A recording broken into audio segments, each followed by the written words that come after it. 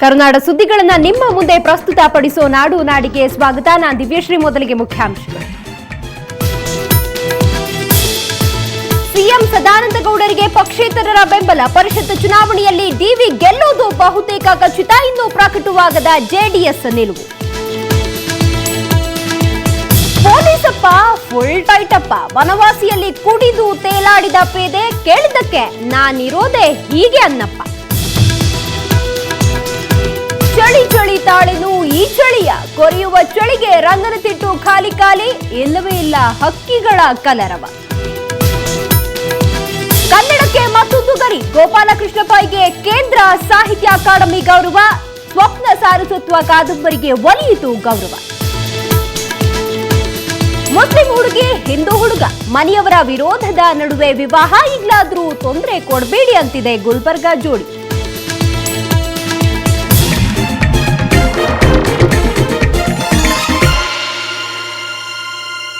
ಪರಿಷತ್ ಚುನಾವಣೆಯಲ್ಲಿ ಸಿಎಂ ಸದಾನಂದ ಗೌಡರಿಗೆ ಬೆಂಬಲಿಸುವುದಾಗಿ ಪಕ್ಷೇತರ ಶಾಸಕರು ಘೋಷಿಸಿದ್ದಾರೆ.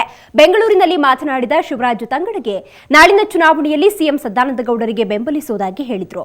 ಇಂದು ಬೆಳಗ್ಗೆ ಸಿಎಂ ಸದಾನಂದ ಗೌಡ ಸೇರಿದಂತೆ ಬಿಜೆಪಿ ಮುಖಂಡರನ್ನ ಪಕ್ಷೇತರ ಶಾಸಕರು ಭೇಟಿಯಾಗಿದ್ರು. ಬಳಿಕ ಚರ್ಚಿಸಿ ನಿರ್ಧಾರ ಪ್ರಕಟಿಸುವುದಾಗಿ ಹೇಳಿದರು. ಇಂದು ಸಂಜೆ ಮಾತನಾಡಿದ ಪಕ್ಷೇತರ ಶಾಸಕ ಶಿವರಾಜ್ ತಂಗಡಗೆ ಸಿಎಂ ಸದಾನಂದ ಗೌಡರಿಗೆ ಬೆಂಬಲಿಸಲು ಎಲ್ಲಾ ಪಕ್ಷೇತರ ಶಾಸಕರು ನಿರ್ಧರಿಸುವುದಾಗಿ ಹೇಳಿದ್ದಾರೆ.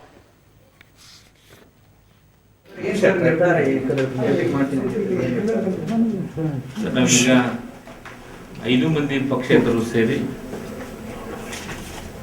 ನಾವು ನಮ್ಮ ಸಾಧಕ ಬಾಧಕಗಳ ಬಗ್ಗೆ ಚರ್ಚೆಯನ್ನು ಮಾಡಿ ನಾವು ಸನ್ಮಾನ್ಯ ಮುಖ್ಯಮಂತ್ರಿಗಳು ಇರೋದ್ರಿಂದ ಈ ಹಿಂದೆ ಸಾಕಷ್ಟು ಸತೆ ವಿರೋಧ ಪಕ್ಷಗಳು ಸಹಿತ ಮುಖ್ಯಮಂತ್ರಿ ಆದಂಥವ್ರಿಗೆ ಅವಿರೋಧ ಆಯ್ಕೆ ಮಾಡಿದಂಥ ಸಾಕಷ್ಟು ಉದಾಹರಣೆಗಳನ್ನು ನಾವು ಹಿಂದಿನ ಒಂದು ಮೆಲುಕಾಕಿ ಅದರ ಬಗ್ಗೆ ಚಿಂತನೆ ಮಾಡಿ ಒಬ್ಬ ರಾಜ್ಯದ ಮುಖ್ಯಮಂತ್ರಿಗಳು ಚುನಾವಣೆ ನಿಂತಿರೋದ್ರಿಂದ ಇಲ್ಲಿ ಪಕ್ಷ ಭೇದವನ್ನು ಮರ್ತಕಾಸಿ ಮುಖ್ಯಮಂತ್ರಿಗಳ ನಿಂತ ವಿಧಾನ ಪರಿಷತ್ನಲ್ಲಿ ಅವ್ರ ಪರವಾಗಿ ಓಟ್ ಹಾಕ್ಬೇಕಂತಂದು ನಾವು 5 ಮಂದಿ ನಿರ್ಧಾರವನ್ನು ತೆಗೆದುಕೊಂಡಿದ್ದೀವಿ. ಅದೇ ರೀತಿ ನಾಳೆಗೆ ನಾವೆಲ್ಲರೂ ಸೇರಿ 5 ಮಂದಿ ಸೇರಿ 5 ಮಂದಿ ಒಟ್ಟಾಗಿದ್ದೀವಿ. ನಾವು 5 ಮಂದಿ ಸೇರಿ ನಾಳೆ ಸದಾನಂದ ಗೌಡರಿಗೆ ನಾವು ಓಟ್ ಹಾಕುವಂಥ ಕೆಲಸವನ್ನು ಮಾಡ್ತೀವಿ.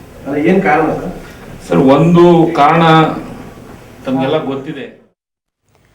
ಪರಿಷತ್ ಫೈಟ್ ರಂಗೇರಿದೆ. ನೂರಾರು ತಂತ್ರ ಪ್ರತಿತಂತ್ರಗಳು ನಡೀತಾ ಇವೆ. ಈ ಬೆಳವಣಿಗೆಗೆ ಪುಣ್ಯಕೋಟಿ ಕಥೆಯನ್ನ ಲಿಂಕ್ ಮಾಡಿದ್ರೆ ಹೇಗಿರುತ್ತೆ ನೋಡೋಣ ಬನ್ನಿ ಈ ಹಾಡಿನಲ್ಲಿ.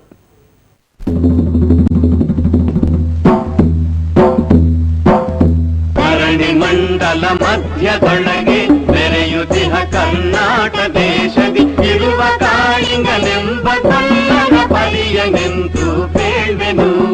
ಎಳೆಯ ಮಾವಿನ ಮರದ ಕೆಳಗೆ ಒಳ್ಳಲನೂದುವ ಗೊಲ್ಲಗೌಡನು ಬಳಸಿನಿಂದ ಗುರುಗಳನ್ನು ಬಳಿಗೆ ಕರೆದನು ಹರುಷದಿ. ಗಂಗೆ ಬಾರೆ ಗೌರಿ ಬಾರೆ ತುಂಗಭದ್ರೆ ತಾಯಿ ಬಾರೆ ಪುಣ್ಯಕೋಟಿ ನೀನು ಬಾರೆ ಎಂದು ಗೊಲ್ಲನು ಕರೆದನು. ಗೊಲ್ಲ ಕರೆದ ಧ್ವನಿಯ ಕೇಳಿ ಎಲ್ಲ ಹಸುಗಳು ಬಂದು ನಿಂತು ಚೆಲ್ಲಿ ಸೂಸಿ ಹಾಲು ಕರೆಯಲು ಅಲ್ಲಿ ತುಂಬಿತು ಬಿಂದಿಗೆ. ಸತ್ಯವೇ ಭಗವಂತನಿಂದ ಪುಣ್ಯಕೋಟಿಯ ಕಥೆಯಿದು. ಹಬ್ಬಿದ ಮಲೆ ಮಧ್ಯದೊಳಗೆ ಅರ್ಭುತನೆಂದೆಂಬ ವ್ಯಾಘ್ರನು ಅಬ್ಬರಿಸಿ ಹಸಿದು ಬೆಟ್ಟದ ಕಿಬ್ಬಿಯೊಳುತ್ತಾನಿದ್ದನು. ಸಿಡಿದು ರೋಷದಿ ಮೊರೆಯುತ್ತಾ ಹುಲಿ ಗುಡುಗುಡಿಸಿ ಹೋರಿಡುತ್ತ ಚಂಗನೆ ತುಡುಕಲೆರಗಿದ ರಭಸ ಕಂಜಿ ಚದರಿ ಹೋದುವು ಹಸುಗಳು. ಪುಣ್ಯಕೋಟಿ ಎಂಬ ಹಸುವು ತನ್ನ ಕಂದನ ನೆನೆದುಕೊಂಡು ಮುನ್ನ ಹಾಲನು ಕೊಡುವೆನೆನುತ ಚಂದದೀತ ಬರುತ್ತಿರೆ. ಹಿಂದೆ ನಗೆ ಆಹಾರ ಸಿಕ್ಕಿತು ಎಂದು ಬೇಗನೆ ದುಷ್ಟ ವ್ಯಾಘ್ರನು ಬಂದು ಬಳಸಿ ಅಡ್ಡಗಟ್ಟಿ ನಿಂದನ ಹುಲಿರಾಯನು. ಸತ್ಯವೇ ಭಗವಂತನಿಂದ ಪುಣ್ಯಕೋಟಿಯ ಕಥೆಯಿದು.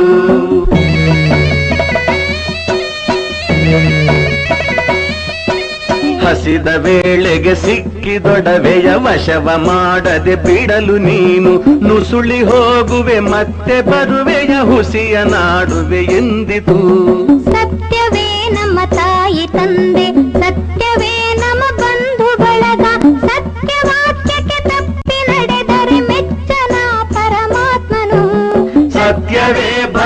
ಭಗವಂತನಿಂದ ಪುಣ್ಯ ಕೋಟಿಯ ಕಥೆಯಿದು. ಆರಮುಲೆಯನ್ನು ಕುಡಿಯಲಮ್ಮ, ಆರ ಸೇರಿ ಬದುಕಲಮ್ಮ, ಆರ ಬಳಿಯಲ್ಲಿ ಮಲಗಳಮ್ಮ, ಆರು ನನಗೆ ಹಿತವರು. ಅಮ್ಮಗಳಿರ, ಅಕ್ಕಗಳಿರ, ನಮ್ಮ ತಾಯೊಡ ಹುಟ್ಟುಗಳಿರ, ನಿಮ್ಮ ತಂದಾನೆಂದು ಕಾಣಿರಿ ತಬ್ಬಲಿಯ ನೀ ಕರುವನು. ಮುಂದೆ ಬಂದರೆ ಹಾಯಬೇಡಿ, ಹಿಂದೆ ಬಂದರೆ ಒದೆಯಬೇಡಿ, ಕಂದ ನಿಮ್ಮವನೆಂದು ಕಾಣಿರಿ ತಬ್ಬಲಿಯ ನೀ ಕರುವನು. ಸತ್ಯವೇ ಭಗವಂತನಿಂದ ಪುಣ್ಯ ಕೋಟಿಯ ಕಥೆಯಿದು. ಪುಣ್ಯ ಕೋಟಿಯ ಮಾತ ಕೇಳಿ ಕಣ್ಣ ನೀರನ್ನು ಸುರಿಸಿ ನೊಂದು ಕನ್ಯೆಗಿವಳನು ಕೊಂದು ತಿಂದರೆ ಮೆಚ್ಚನ ಪರಮಾತ್ಮನು. ಎನ್ನ ಒಡ ಹುಟ್ಟಕ್ಕ ನೀನು ನಿನ್ನ ಕೊಂದು ಏನ ಪಡೆವೆನು ಎನ್ನುತ್ತಾ ಹುಲಿ ಹಾರಿ ನೆಗೆದು ತನ್ನ ಪ್ರಾಣವ ಬಿಟ್ಟಿತು. ಸತ್ಯವೇ ಭಗವಂತನಿಂದ ಪುಣ್ಯ ಕೋಟಿಯ ಕಥೆಯಿದು.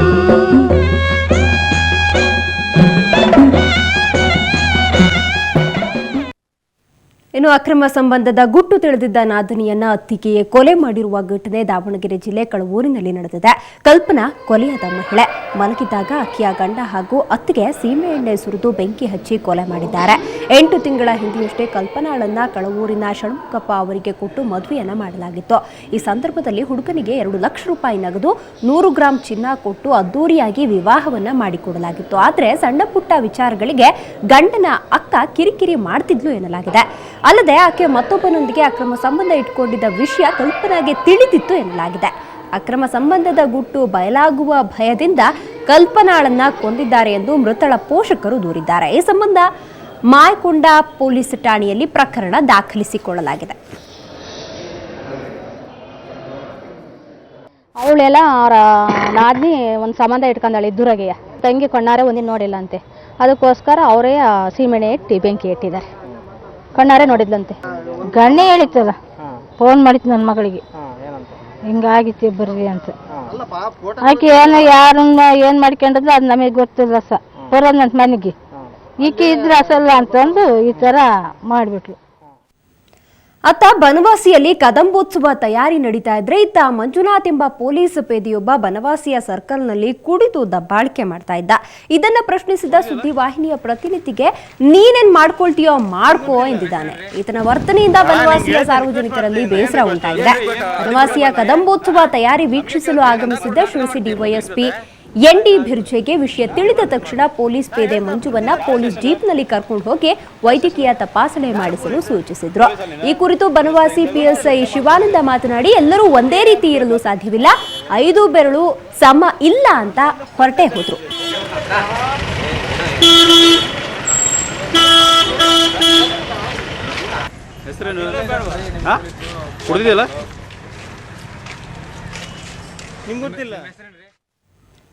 ವರ್ಷದಿಂದ ವರ್ಷಕ್ಕೆ ಅನ್ನದಾತನ ಸ್ಥಿತಿ ಚಿಂತಾಜನಕವಾಗ್ತಾ ಇದೆ. ಸಾಲ ಸೂಲ ಮಾಡಿ ಬೆಳೆ ಬೆಳೆದ ಕೃಷಿಕ ಇಂದು ಬೀದಿಗೆ ಬೀಳುವ ಸ್ಥಿತಿ ನಿರ್ಮಾಣವಾಗಿದೆ. ಇದಕ್ಕೆ ಪುಷ್ಟಿ ನೀಡುವಂತೆ ಮಲೆನಾಡಿನ ಪ್ರಮುಖ ವಾಣಿಜ್ಯ ಬೆಳೆವಾಗಿರುವ ಶುಂಠಿ ಮಾರುಕಟ್ಟೆಯಲ್ಲಿ ಬೆಲೆ ಕಳೆದುಕೊಂಡಿದೆ. ಶುಂಠಿಗೆ ಸರ್ಕಾರದಿಂದ ಬೆಂಬಲ ಬೆಲೆಯೂ ಇಲ್ಲದೆ ರೈತ ಕಂಗಾಲಾಗಿದ್ದಾನೆ.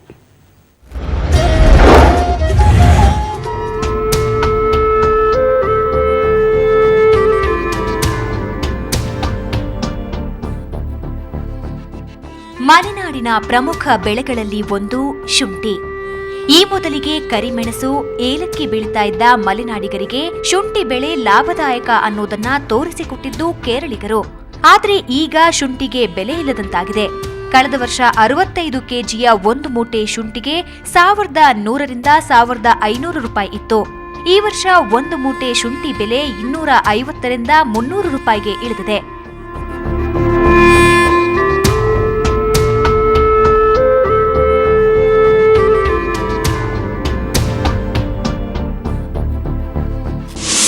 ಏನಮ್ಮ ನಮ್ಮ ಸಾಂಪ್ರದಾಯಿಕ ಬೆಳೆಗಳಿದೆ ಅದನ್ನು ಹೆಚ್ಚು ಬೆಳೆಯೋದಕ್ಕೆ ಸರ್ಕಾರ ಪ್ರೋತ್ಸಾಹ ಕೊಡಬೇಕು. ವಾಣಿಜ್ಯ ಬೆಳೆಗಳನ್ನ ಬೆಳೆಯೋದೇ ಒಂದು ಜೂಜಾಟ ಇದ್ದಂಗೆ.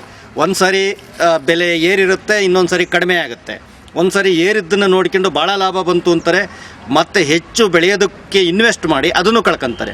ಶುಂಠಿ ಬೆಳೆದ ಪರಿಸ್ಥಿತಿ ಈ ವರ್ಷ ಏನಾಗಿದೆ ಅಂದರೆ 350 ರೂಪಾಯಿ ಶುಂಠಿ ಅಂದರೆ ರೈತ ಏನಾಗಬೇಕು ಈ ಪರಿಸ್ಥಿತಿ? ಅನ್ನ ಸಿಗ್ತಲ್ಲ ರೈತರಿಗೆ, ಆ ಪರಿಸ್ಥಿತಿ ಆಗ್ಬಿಟ್ಟಿದೆ. ಸರ್ಕಾರ ಯಾವ ಸರ್ಕಾರ ಬಂದು ರೈತರಿಗೆ ಬೆಂಬಲ ಬೆಲೆ ಕೊಡ್ತಿಲ್ಲ, ಭತ್ತಕ್ಕೂ ಕೊಡ್ತಿಲ್ಲ ಮತ್ತು ಶುಂಠಿಗೂ ಕೊಡ್ತಿಲ್ಲ. ಈರುಳ್ಳಿ ಮತ್ತು ಭತ್ತಕ್ಕೆ ರಾಜ್ಯ ಸರ್ಕಾರ ಬೆಂಬಲ ಬೆಲೆ ಘೋಷಿಸಿದೆ. ಹಾಗೇನೇ ಶುಂಠಿಗೂ ಬೆಂಬಲ ಬೆಲೆ ನೀಡ್ಲಿ ಅಂತ ಚಿಕ್ಕಮಗಳೂರಿನ ಶುಂಠಿ ಬೆಳೆಗಾರರು, ರೈತ ಸಂಘ ಮುಖಂಡರು ಆಗ್ರಹಿಸಿದ್ದಾರೆ.